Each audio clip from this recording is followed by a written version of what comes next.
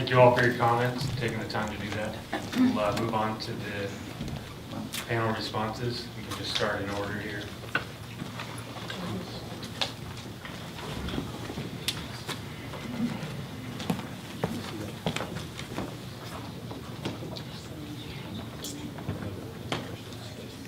Okay, very good. Okay. Perfect.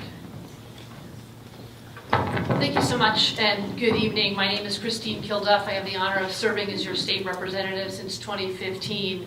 It is good to be with you here tonight and to hear the testimony from the residents of Lakewood and the concerns and the problems that have been identified and that have continued over some course of time.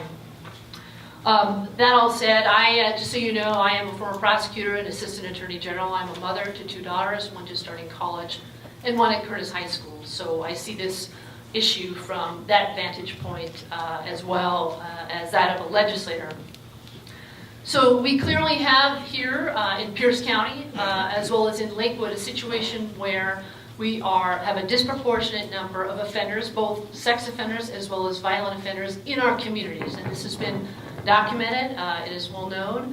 And notwithstanding certain efforts in the past, for example, sponsoring and having come into law now fair share legislation for release of those who come out of the Special Commitment Center, we still have an issue. So we need to have a response to this problem. And I wish I could stand here tonight and tell you that it's a one solution kind of problem. We need to take an all hands on deck, sort of multifactorial approach to solving this issue. So in terms of the path forward, what do we do, right? We know that indeed from the feedback we've gotten related to the lawsuit, it's the legislature's job to step up and address this. So what can we do going forward as a community? And as I see it, we have the issue of folks released from Western State Hospital, the Special Commitment Center, and the DOC system in general from other facilities. Other parts of this state are not doing their fair share. Other parts of this state have not stepped up, and we have 3 systems, the long-term care system, the mental health system, and the criminal justice system, that are trying to work together, but in the case of Lakewood, particularly Oak Brook, it's not been turning out very well.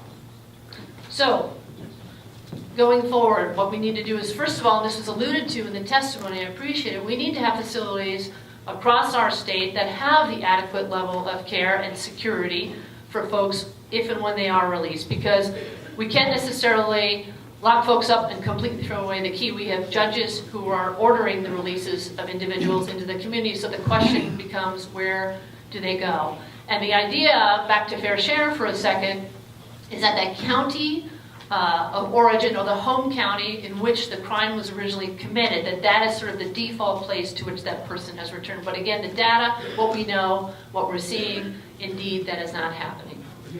So I have sponsored legislation in the past with respect to the release of Western State Hospital patients that ensures better oversight and coordination and notice. And that legislation did not make it through into the finish line. I will be bringing that back next year to ensure that we have the right hand knowing what the left hand is doing, and that we have a system that ensures that when folks are released, they're released into that proper level of care. With respect to folks coming out of the Special Commitment Center, sexually violent predators, and the testimony that we heard about tonight was about those 3 individuals.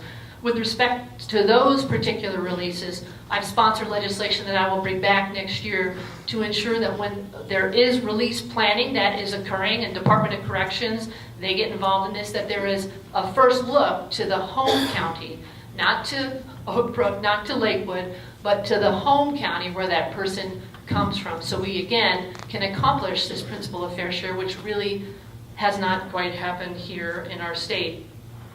We also need to make sure that other counties are stepping up to the plate. And we need to have a system that incentivizes them or penalizes them when they don't. Because Pierce County is doing more than its fair share. Lakewood is doing more than its fair share, as well as Oak Brook. So if we have a system in our state that creates those incentives or imposes penalties in other parts of the state that don't step up, that to me is another way to get at this problem. So there's another solution. Someone alluded to, and I think it was the woman who first testified, does this pass the mom or the dad down the hallway test, right? My mom passed away from dementia in January. She was a resident in a facility. This is out of state. But the resident, in some ways, is a stand-in for the community. So I think we can ask ourselves, do we in our state have a system where residents have the appropriate rights and notice and awareness around the people down the hallway? Under current law, we don't. And I see that as an opportunity in our state to do better when it comes to giving people notice around who's down the hallway from you, if indeed it is somebody who is a sex offender or a violent offender. So those are some of the ideas that I have going forward. And I just want you to know I have walked on coral, on sapphire, on turquoise, on citron, and on ruby. I know Oak Brook very well. And I have spoken with many of you at your doorstep about this bona fide concern. I believe that we owe it to you to do everything we can in our power as legislators to keep our communities safe. I think we can accomplish that while also making sure that we have the right facilities out there with the right level of security, with the right notice to people, with coordination between these three systems in such a way that people like the grandchildren we spoke about, daughters like mine, sons like anyone has here in the audience, can be living in the community and enjoy the community, and also ensure that we have a system that is working to protect us all. So with that, I'm out of time, and I want to thank you again for your testimony this evening. I look forward to working with you.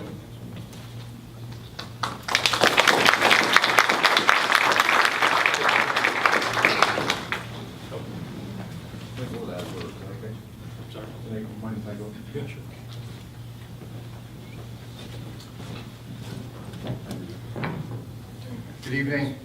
My name is Senator Steve O'Ban, and I look out over this room, and this is an example of government that is dysfunctional, detached, and unresponsive. There's no reason why you should have to show up on a Tuesday night to make the most commonsensical, obvious points that you're making here tonight. This is absurd.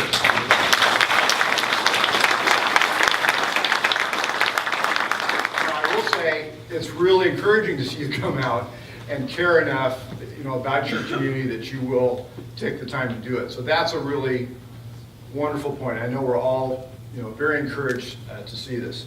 Let me clarify a couple of issues that are before us tonight. We have two main issues. One is it appropriate to put a sexually violent predator into an adult family home? You should ask that of every single person on this dais. You want to know their stand, their position on that issue. Do they support putting someone who has murdered an 11-year-old and molested children in a community, an adult family home? The answer is absolutely not. And there's no reason why we should be putting these folks into adult family homes, except that the Department of Social Health and Services, while they've had the authority for over 15 years to set up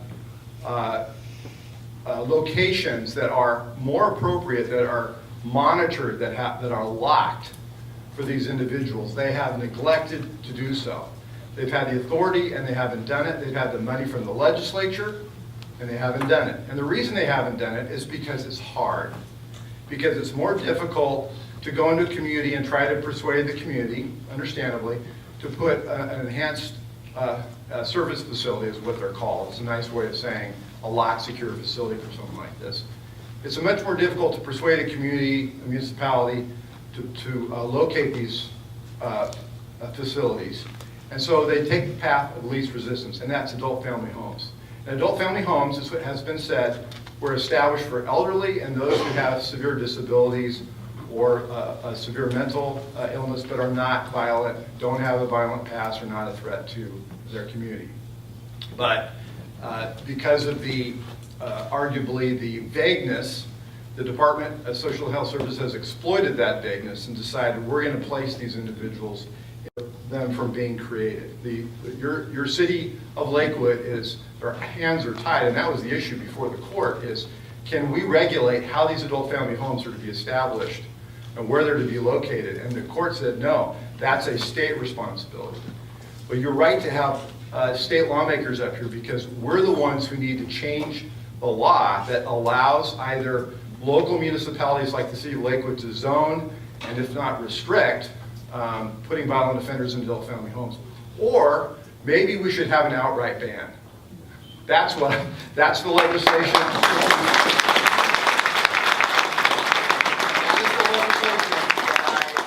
That I sponsored last year. I will sponsor it again. I will keep pushing that until we hopefully get it through the legislature and get the support in the House and in the Senate where we need to get it to put that legislation through. And let me tell you the dirty little secret as to why, another reason why it's so difficult to locate appropriate facilities around the state. And that is because if you're a lawmaker from, I don't know, Cowlitz County, you don't really want to have a facility that would take your offenders from Cowlitz County. You just as soon have them go off to the Special Commitment Center and then be released into Pierce County. It's an easy thing for you, and frankly, often the decision is made by that judge in Cowlitz County as to where that individual will be placed, because that's where the person offended, so it goes to that judge for that decision.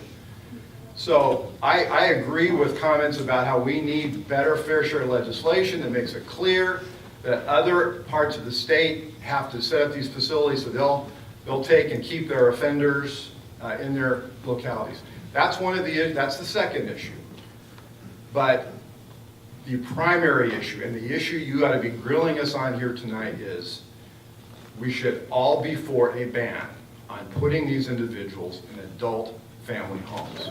If we accomplish that, we'll take care of the fair share issue as another part of an important piece of legislation, which you have support for here on the dais for that. In the remaining time that I have, I do want to talk about the density issue. I sponsored legislation, I authored legislation, I was the only one who supported the legislation to limit the number of adult family homes in a community, because as I walked through this community too, I saw how many doors I was knocking on that turned out to be adult family homes.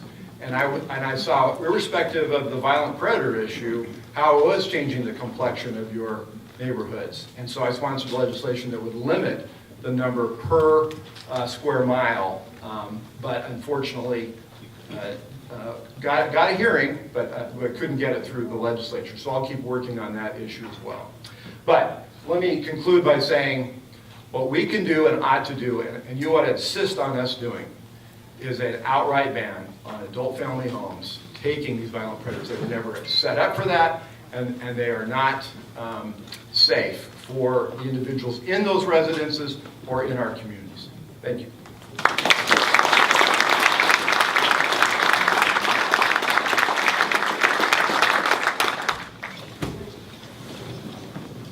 Welcome, everybody. I recognize a lot of people, friends in here.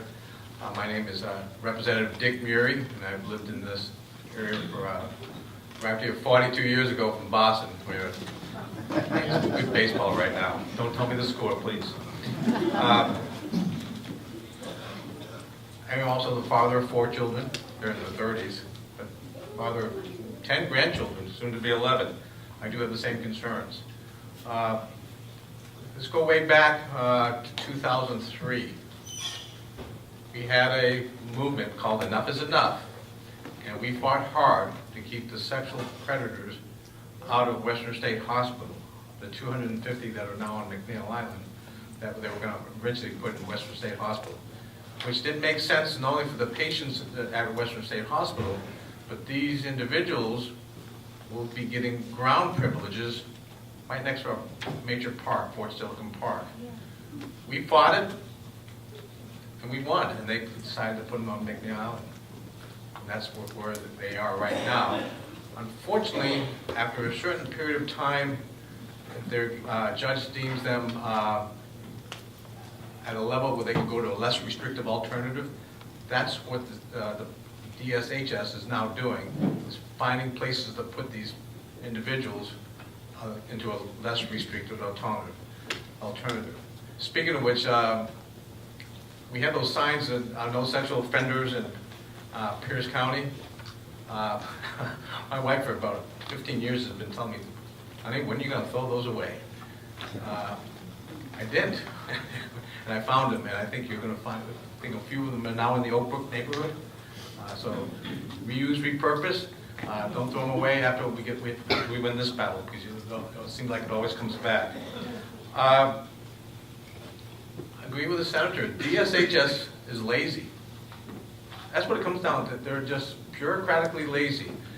Western State Hospital, they got providers, they got people in there, there's Oak Brook, right next door, and they have a lot of adult family homes.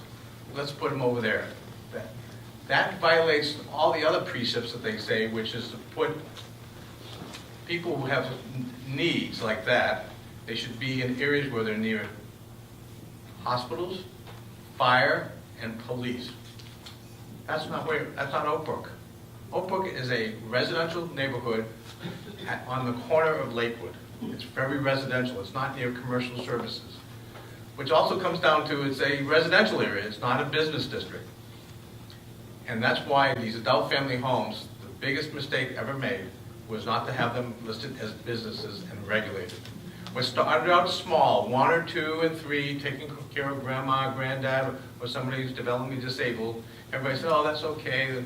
Then 1, 2, 3, then 10, then 20. It's now become a major, big business. And this isn't right. This is not what you bought into when you bought your home in a residential area.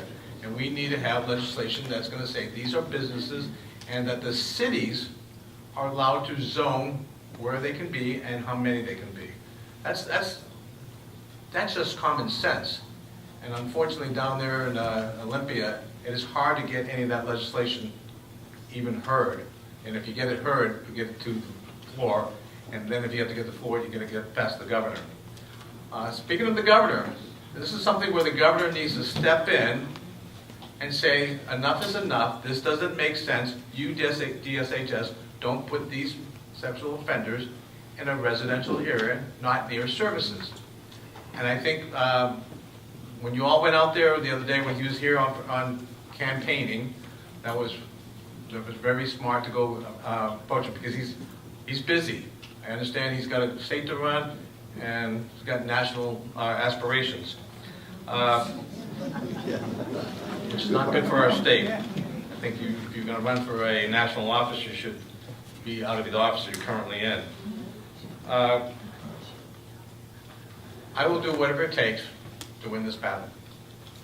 And we're on the right side. This all makes sense. This is common sense. It's not too much to ask. This gets done. Speaking of which, I did have a bill. I just saw the attorney. I had lunch with the Attorney General today, Cascade Club, and members were there.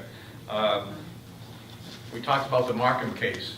The Markham, things could have been worse. We had a Supreme Court rule called Markham, which basically said these sex offenders at McNeil Island were going to get automatic trial dates, even if they hadn't engaged in therapy or shown that they were making progress. That was going to cost the state about $15 million per biennium. And I primed it with the Attorney General's blessing. My cohort, Representative Kilduff, was the co-sponsor. And it almost didn't pass because on day 57, for the first time in 5 years, I was in Speaker Frank Chopp's office asking him, begging him, please give this a hearing. Get it onto the floor. It did the next day, passed 98-0. They rushed it over to the Senate, had a quick committee hearing, made the floor pass 49-0. Good common sense legislation, which fortunately is keeping more of these sexual predators on McNeil Island longer until they've either shown, a lot of them are refusing therapy, by the way. Yep. They're refusing therapy. And the idea that they can be released into the public is absurd. I know there's cost factors of keeping them on McNeil Island that are incredibly high, like running about $200,000 per year per patient out there. But when it comes to that kind of money, I don't care about spending that kind of money. If it comes, this is about safety. This is about safety of our loved ones, and especially the most vulnerable. And I think at some point you don't worry about the money. You need to keep these these predators away from the public. Thank you.